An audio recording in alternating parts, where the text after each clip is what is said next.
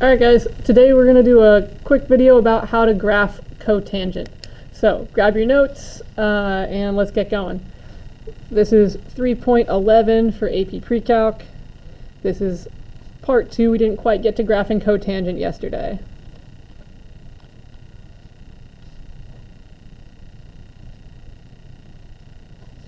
Alright, and something that's going to help us as we try to graph cotangent is to graph tangent. So step 1. We're going to remind ourselves what the graph of tangent looks like.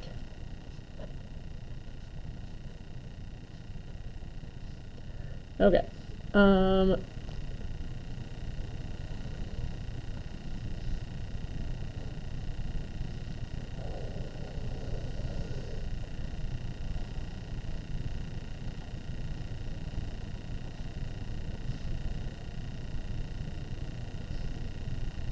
Let's call that pi and 2 pi, and then we'll go halfway in between pi over 2, and halfway in between those is the pi over 4s, and that's about all we'll do for that. And then we'll do the same thing over here. We've got negative pi, negative 2 pi,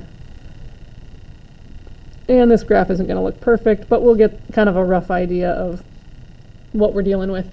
So then just a reminder that the asymptotes for tangent were at the pi over 2s, negative pi over 2. So it started here at 0, 0. You can always think about the unit circle for this if we need to. And then by the time we got to pi over 4, tangent is 1. And then it just continues upwards towards our asymptote. Same thing going this way. By the time we get to negative pi over 4, we're at negative 1. And then continues down towards that way. And then this cycle just repeats. So doing the same thing on these other ones. Get an idea of what we're looking at here.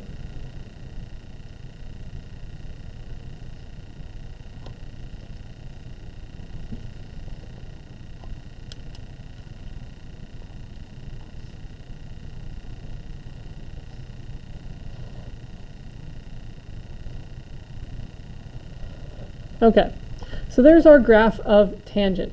And so if we remember from yesterday, we did talk about what cotangent was. It's, the reciprocal of tangent. So when we take a reciprocal and we have asymptotes and things like that, things are going to change up a little bit. So let's, for our second part here, we're going to graph cotangent. Talk about what that's going to look like. Okay, so a couple of things that we want to consider before we actually start making our graph. The first thing we want to consider is that when tangent is 0, what's cotangent going to look like? Well, if it's a reciprocal and it's flipped, if the reciprocal of 0 is like 1 over 0, right, or something dividing by 0, which we can't do. So when tangent is 0, cotangent is undefined. And when cotangent is undefined, just like when tangent is undefined, there's asymptotes. So if you want to make a quick note there, you could put that's where the asymptotes go. Okay. The second thing that we want to address here is that when tangent is undefined, what's cotangent? It's 0. So when tangent is undefined, cotangent is 0. So those undefined places and the 0 places kind of switch here. So from there, let's start making our graph.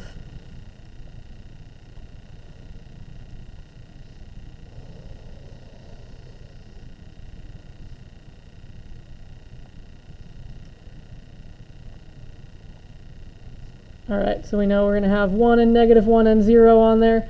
And then we're going to need to kind of look back at our graph of tangent. So for figuring out where the asymptotes are, anytime tangent is 0, there's an asymptote. So there's an asymptote here.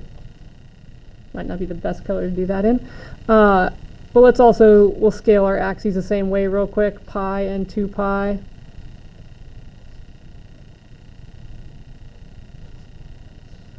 Negative pi, negative 2 pi.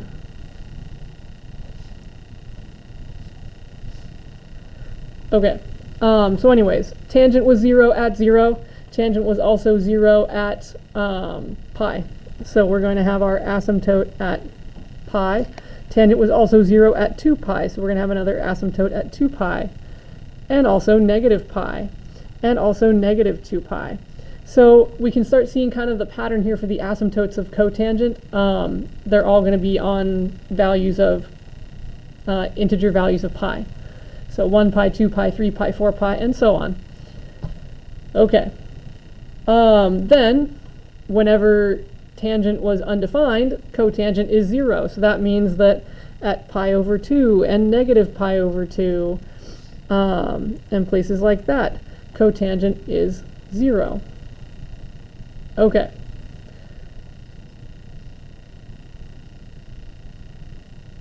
From there,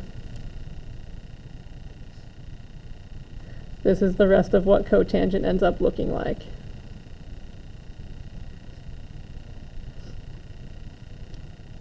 Because if you think about it, also, we can figure out the other values, right? We know that the reciprocal of 1 is 1, the reciprocal of negative 1 is negative 1. So at pi over 4, cotangent is still positive 1. So at pi over 4, we know we're at positive 1. At 3 pi over 4, which was here, we were at negative 1. So at 3 pi over 4 here, we will still be at negative 1. So this is kind of how we can get an idea of what cotangent is going to look like through its entire cycle. And then we can just take this and repeat it anywhere else that we want to. So we can go like that, just to draw a few more cycles of it, like that.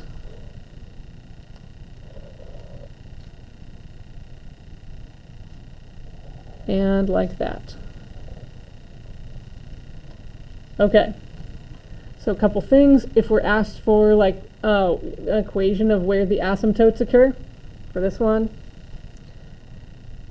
asymptotes occur at x equals, you could say pi plus pi times n if you want to take like the first asymptote and then add the period times n, you can.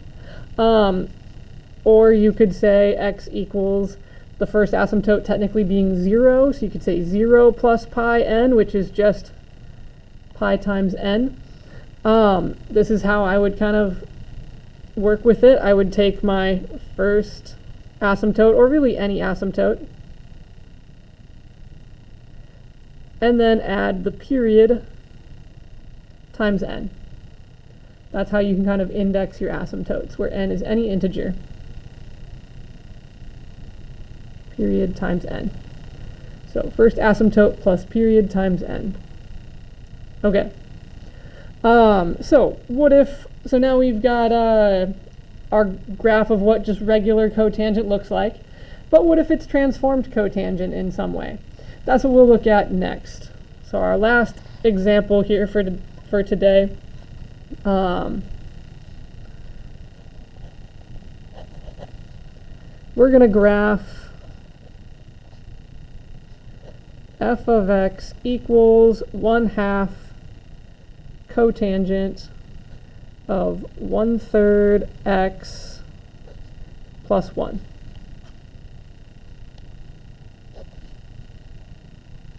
All right, so we have a couple of different things happening here. The first thing that we might notice is we've got some vertical compression happening.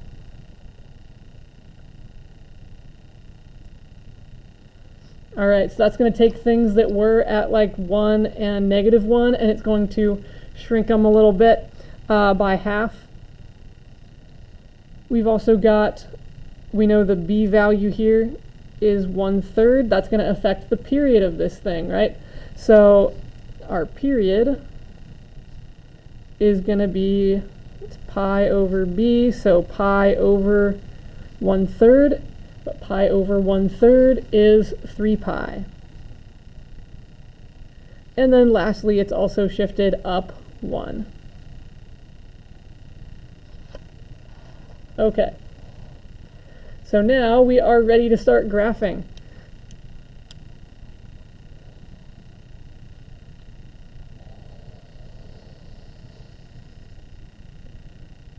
All right. Since the period is 3 pi, it's going to make more sense to scale your graph a little bit more, like by 3 pi. So I'm going to do 3 pi here, 6 pi, negative 3 pi, negative 6 pi. Okay. The other thing that we want to deal with is it's moved up 1. So I might draw something like that, showing that, you know, our midline is no longer at 0, moving up 1. And then from there, scaling the rest of this thing, halfway through the cycle is important, so we're going to have 3 pi over 2. Here we'll have 9 pi over 2, negative 3 pi over 2, negative 9 pi over 2. And then figuring out where our asymptotes are. So normally the asymptotes were at, 0 pi, 2 pi, and stuff like that for regular cotangent. Since our period is 3 pi, though, it's going to be 0, 3 pi, 6 pi, and so on. So these are going to be where our asymptotes live.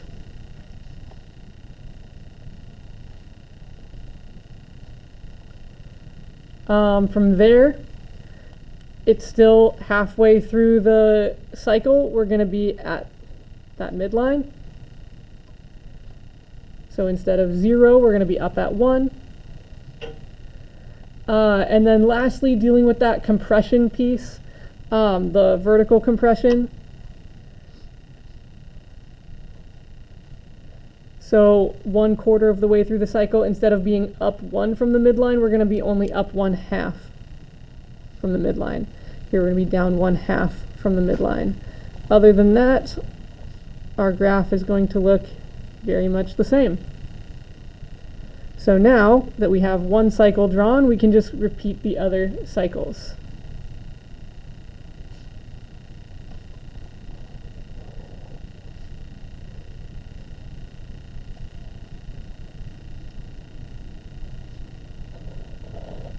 Oops, that one's not the best spaced, but oh well.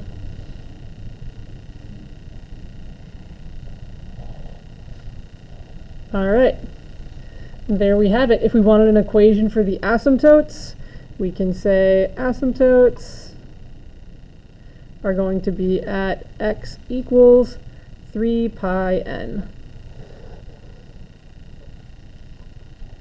All right, so that's how you graph cotangent. And we'll do more of these, later on and stuff like that. But for now, that should be enough to at least get us going. Remember, you can always check your graphs on a graphing calculator to make sure that you've got them right. But that's all for now. Have a good one.